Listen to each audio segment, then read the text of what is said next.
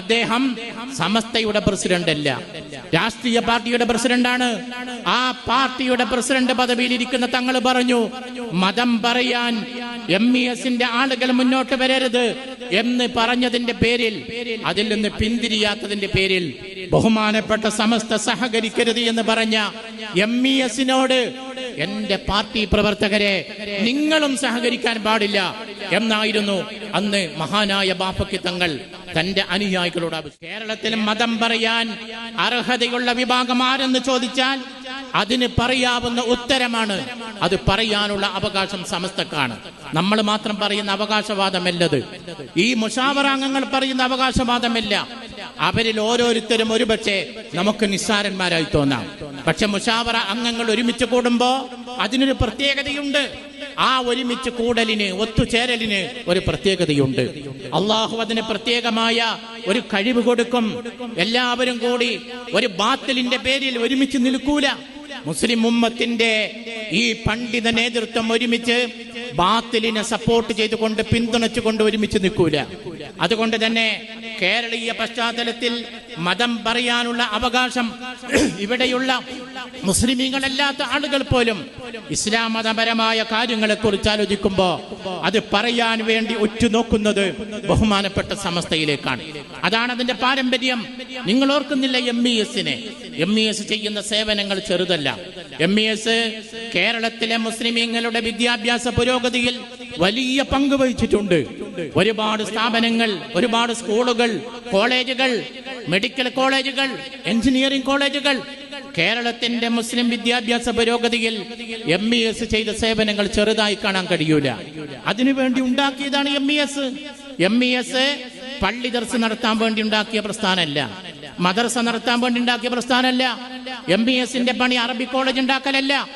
MESന്റെ പണി ആദർശ സമ്മേളനം നടത്തലല്ല.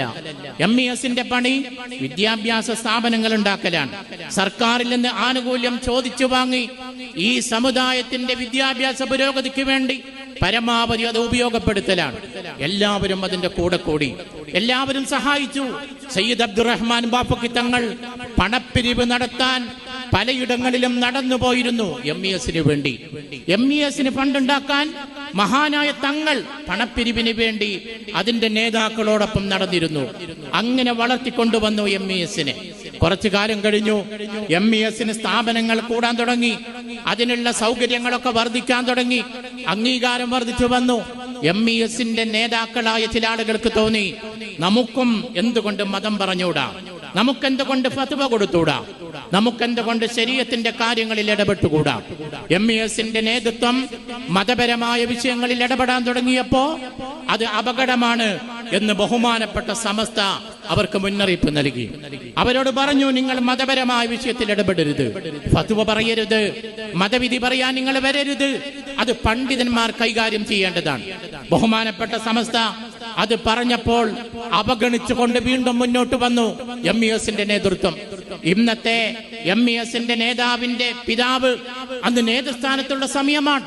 അദ്ദേഹം ഉൾപ്പെടെയുള്ള ആളുകൾ, MESന്റെ തലപ്പത്തിരിക്കുന്ന ആളുകൾ ബഹുമാനപ്പെട്ട സമസ്തയുടെ മുന്നറിയിപ്പ് പോലും അവഗണിച്ചുകൊണ്ട് മതവിഷയങ്ങളിൽ ഇടപെട്ടു, ശരീഅത്തിൽ ഇടപെട്ടു. അങ്ങനെയുള്ള അപകടകരമായ സമീപനങ്ങൾ കണ്ടപ്പോ അവസാനം ബഹുമാനപ്പെട്ട സമസ്ത പറഞ്ഞു, നമ്മളെല്ലാം കൂടി ഉണ്ടാക്കിയതാണ് MES, നമ്മളൊക്കെ സഹായിച്ചിട്ടുണ്ട്, പണ്ഡിതർ കൂടെ നടന്നിട്ടുണ്ട്, ഇവിടെയുള്ള സാദാത്തുക്കൾ അകമഴിഞ്ഞുകൊണ്ട് അവരുടെ പ്രവർത്തനങ്ങളിൽ പങ്കാളികളായിട്ടുണ്ട്. മുസ്ലിം ഉമ്മത്ത് ഇതൊരു വലിയ സുഹൃതമാണെന്ന് കരുതി സംഭാവന കൊടുത്തിട്ടുണ്ട്, സമ്പന്നർ വല്ലാതെ സഹായിച്ചിട്ടുണ്ട്. പക്ഷെ MESന്റെ പോക്ക് ശരിയല്ല. അതുകൊണ്ട് ബഹുമാനപ്പെട്ട സമസ്ത തീരുമാനമെടുത്തു, ഇനി മുതൽ MESന്റെ പ്രവർത്തനങ്ങളിൽ ഈ നിലയിലാണ് അവർ മുന്നോട്ട് പോകുന്നതെങ്കിൽ അതിൽ നിന്നവർ പിന്തിരിയാത്ത കാലത്തോളം സമസ്തയുടെ പ്രവർത്തകർ MESുമായി സഹകരിക്കാൻ പാടില്ല. ഏതൊരു കാര്യത്തിലാണ് ഗൗരവമുള്ള തീരുമാനമെടുത്തത്? മതവിഷയങ്ങളിൽ അനർഹരായ ആളുകൾ ഇടപെട്ടു എന്നുള്ളതാണ് സമസ്ത കണ്ട കുറ്റം.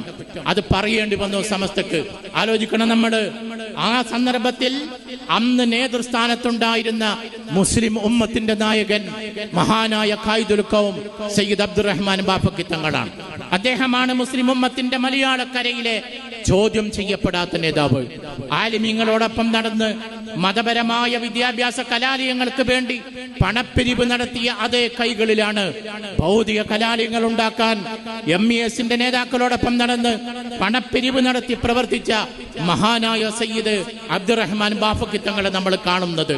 വിദ്യാഭ്യാസ ബോർഡ് തുടങ്ങിയപ്പോ അബ്ദുൽ ബാരി ഉസ്താദ് എന്ന സമ്പന്നൻ 25 രൂപയും തന്റെ സഹോദരൻ 5 രൂപയും യോഗത്തിൽ പങ്കെടുത്ത 17 ആളുകൾ ഓരോ രൂപയും കൊടുത്ത് 47 രൂപയുടെ മൂലധനവുമായി തുടങ്ങിയ വിദ്യാഭ്യാസ ബോർഡിന് വലിയ സംഖ്യ സംഭാവന ഉണ്ടാക്കി കൊടുത്തത് സയ്യിദ് അബ്ദുറഹ്മാൻ ബാഫഖി തങ്ങളാണ്.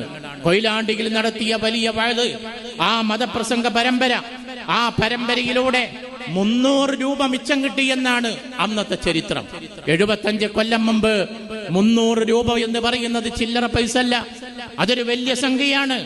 വയത് കഴിഞ്ഞ് കിട്ടിയ മിച്ചമായ 300 രൂപ വിദ്യാഭ്യാസ ബോർഡിന് കൊടുത്തുകൊണ്ടാണ് മഹാനായ ഖായിദുൽ ഖൗം ഈ വലിയ സംരംഭത്തിനെ കൂട്ടിപ്പിടിച്ചുകൊണ്ട് പണ്ഡിതന്മാരോട് ചേർന്ന് നിന്നത്. അതേ തങ്ങൾ വിദ്യാഭ്യാസ പ്രവർത്തനങ്ങൾക്ക് വേണ്ടി പലരെയും കണ്ട് ഫണ്ട് പിരിച്ച് MESനെ വളർത്താൻ മുമ്പന്തിയിൽ നിന്ന മഹാനായ തങ്ങള്, അദ്ദേഹം സമസ്തയുടെ പ്രസിഡന്റ് അല്ല, രാഷ്ട്രീയ പാർട്ടിയുടെ പ്രസിഡന്റാണ്. ആ പാർട്ടിയുടെ പ്രസിഡന്റ് പദവിയിൽ ഇരിക്കുന്ന തങ്ങൾ പറഞ്ഞു, മതം പറയാൻ MESന്റെ ആളുകൾ മുന്നോട്ട് വരരുത് എന്ന് പറഞ്ഞതിന്റെ പേരിൽ, അതിൽ നിന്ന് പിന്തിരിയാത്തതിന്റെ പേരിൽ ബഹുമാനപ്പെട്ട സമസ്ത സഹകരിക്കരുത് എന്ന് പറഞ്ഞ MESനോട് എന്റെ പാർട്ടി പ്രവർത്തകരെ നിങ്ങളും സഹകരിക്കാൻ പാടില്ല എന്നായിരുന്നു അന്ന് മഹാനായ ബാഫഖി തങ്ങൾ തന്റെ അനുയായികളോട് ആവശ്യപ്പെട്ടത്. എന്താ അർത്ഥം? MES തകരാൻ വേണ്ടിയല്ല, ഇവിടെ അവർ ചെയ്ത സേവനങ്ങൾ ചെറുതാണ് എന്ന് സൂചിപ്പിക്കാനല്ല, വിദ്യാഭ്യാസപരമായി മുസ്ലിമീങ്ങളെ പിറകോട്ട് വലിക്കണം എന്നുള്ളത് കൊണ്ടല്ല.